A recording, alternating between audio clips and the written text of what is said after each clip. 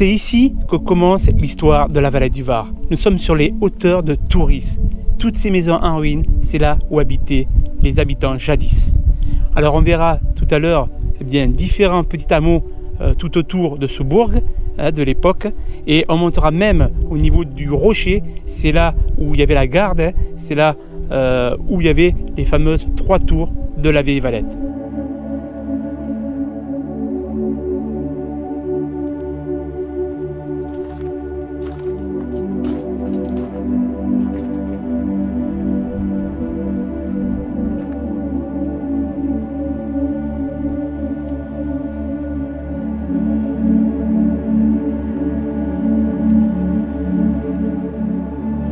Nous sommes ici sous les sous-bois, entre l'ancienne vieille Valette et les hameaux de l'époque, et on voit ces magnifiques restants. Pourquoi? Parce qu'à l'époque, les villageois, ils exploitaient l'huile d'olive, l'huile de cade, mais aussi ils exploitaient les mûres avec les mûriers, la viande aussi avec le porc, le mouton, etc.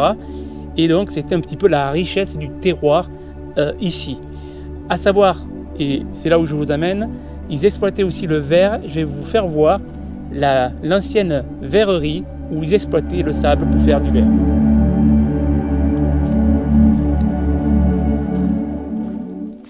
Voilà, nous sommes à l'entrée de la mine. Celle-ci, elle a été creusée par l'homme, comme je vous ai dit, pour exploiter le sable et faire du verre à la verrerie.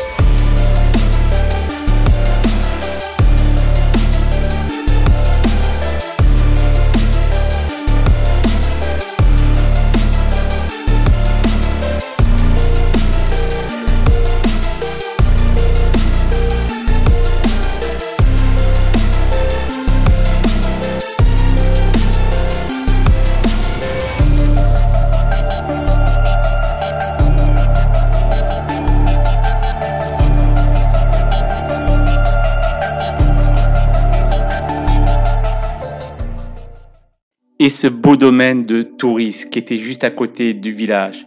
Il y avait plus d'une centaine d'habitants qui vivaient au château, au hameau des Bouis et au hameau des Olivières.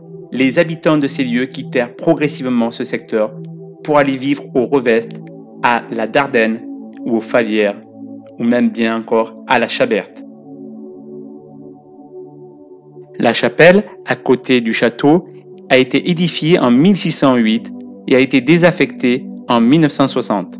En 1914, il ne restait qu'une trentaine d'habitants. Et en 1960, seul Fine Guigou, la pastresse, Jean Boudissert et ses compagnes, propriétaires du bar-restaurant de Touris, résidaient en ces lieux. Et je vais vous raconter la figure emblématique du château de Touris. C'était Fine Guigou, alias Fine Desbrailles. En 1950, les propriétaires cherchaient un berger afin que les moutons désherbent le plateau pour éviter d'éventuels incendies. Joséphine Guigou devint alors la bergère de Touris. Elle portait un béret, un pantalon très large, des bottes noires et un fusil qu'elle ne quittait jamais. Ses 200 moutons étaient bien protégés. Fine n'aimait pas les visites, seuls les quelques familiers pouvaient venir récupérer le fumier de ses moutons. Elle menaçait souvent de son arme les promeneurs qui s'égaraient sur le chemin qui longe le domaine. Cette dame avait une vie de solitude et de violence. D'ailleurs, le 28 août 1972, ce jour-là, elle tua son voisin de 62 ans, Daniel Jacobazzi. Selon l'autopsie, Fine Guigou a tiré dans le dos et à bout portant une décharge de fusil de chasse. « J'avais peur de cet homme », expliqua-t-elle devant les juges. « Il me menaçait, il m'avait déjà tiré dessus, c'était lui ou moi ».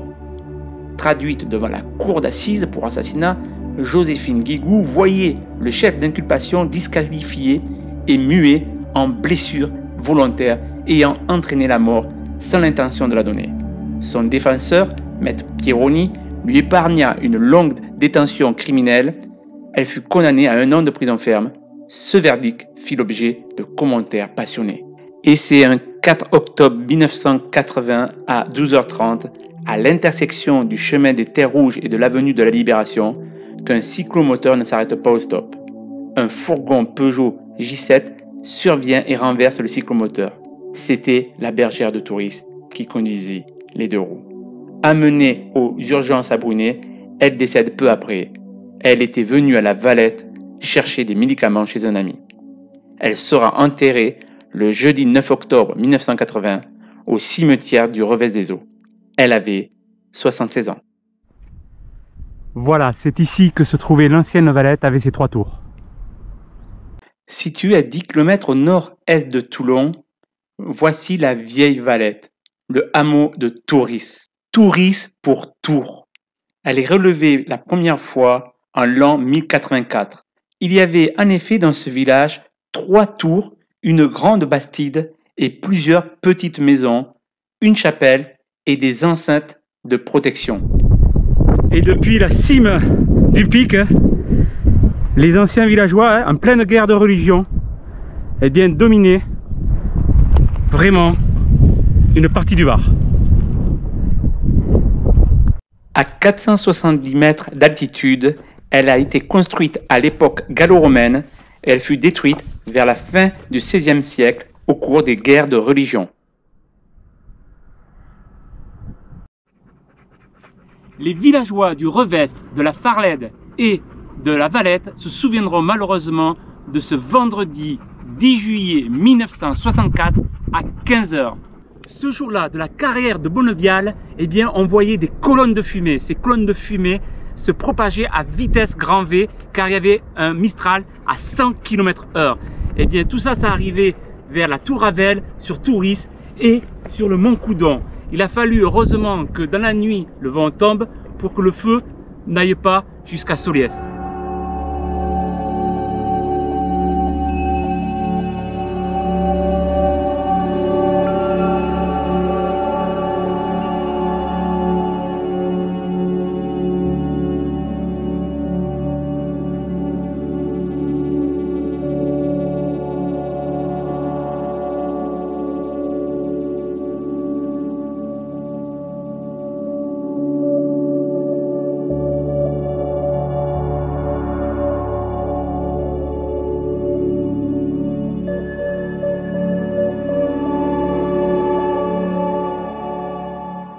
Et ce char Verdun, il trône fièrement à l'entrée de la ville. Le char Verdun est un symbole très fort de la libération de la ville durant la Seconde Guerre mondiale. Il est le symbole du courage d'hommes qui se sont battus au péril de leur vie. C'est le premier char à être rentré dans la commune de l'agglomération toulonnaise après le débarquement de Provence. Il y avait 5 hommes, dont 2 conducteurs et un chargeur. Mais malheureusement, quand ils sont rentrés à la base, il n'était plus que 4. Car le chargeur avait été blessé, son crâne ayant été fracassé par le recul du canon. C'était un char Sherman, un char américain, produit en grande quantité pendant la Seconde Guerre mondiale. Le 23 août 1944, la Valette du Var est libérée par la première armée du général de Lattre de Tassigny, dont l'escadron est composé de 5 chars Sherman et 10 chars légers. Ils étaient chargés d'effectuer les premières incursions dans les villes. En 1946, une nouvelle municipalité décide de renommer la rue centrale rue Charles Verdun. C'est le symbole d'une liberté retrouvée pour les Valettois.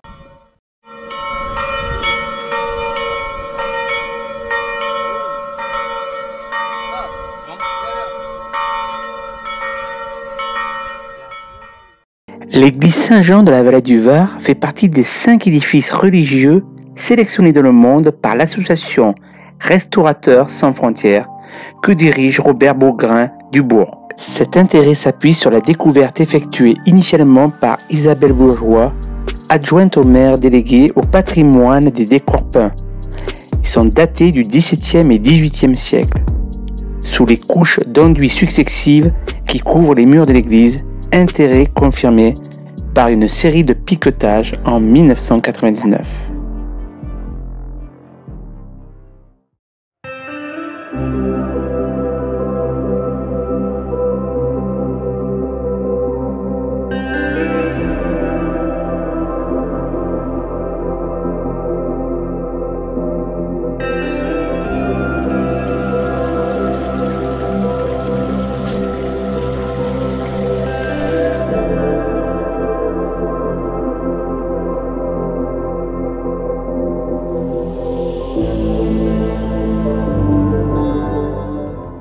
Boudouin, c'est le grand jardin de la Valette du Var. Entre les buis, les vergers, les potagers à l'ancienne et les chemins d'eau qui semblent raconter l'histoire valettoise. Un parcours où la beauté jaillit de la terre. Il est tracé par l'homme de l'art. L'homme du jardin sait prendre son temps, laisser aller les saisons et compter sur les caprices de la nature. Ce domaine est mentionné la première fois en 1437. Ensuite, ce domaine passait du bon roi René, comte de Provence, à Éléon de Glondeves, seigneur de la Garde, et même au grand Gaspard de Thomas, baron de la Garde. Mais d'autres grands noms en furent propriétaires, comme le noble Jacques de Ripert, seigneur du Revest, ou encore Henri de Rothschild. C'est en 1986 que la Valette du Var en devint propriétaire. Avec ses 3 hectares, le jardin Boudouin mérite d'être nommé jardin remarquable.